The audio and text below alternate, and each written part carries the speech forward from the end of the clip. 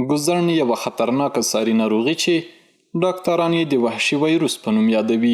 د میدان وردګ ولایت عامې روغتیا مسؤلین وایي له تیرو 20 کلونو را په دې خوا په دغه ولایت کې د ګوزڼ هیڅ کومه پیښه نه ده ثبت شوې چې لامل یې د ماشومانو پر وخت واکسینول دي.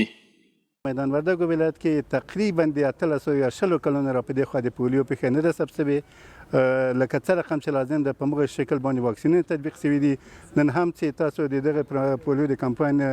شاهدان یاستئ په دا ولایت کې به 1,58,110 هغه ماشومان ته چې عمر یې نوي تولد تر 15 کلونو پورې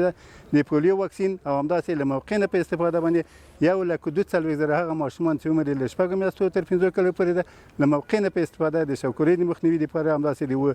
امراض مقابل کې د وجود د مقاومت د وچتولو په مخه به د ویټامین ای کپسول هم ورکول کیږي.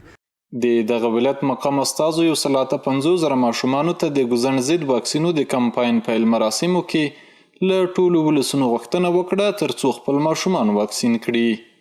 په شریف ولس باندې د غږ کوو چونچې وقایه اصل ده د ماشومانو دپاره د آینده دپاره نه په ټولو ولس باندې د غږ کوو چې خپل ماشومان په مکمله توګه باندې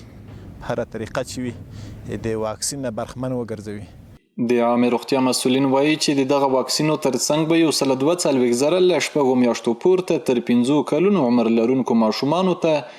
د شبکورۍ مخنیوي او د ناروغیو پر وړاندې د بدن مقاومت د لوړوالي په موخه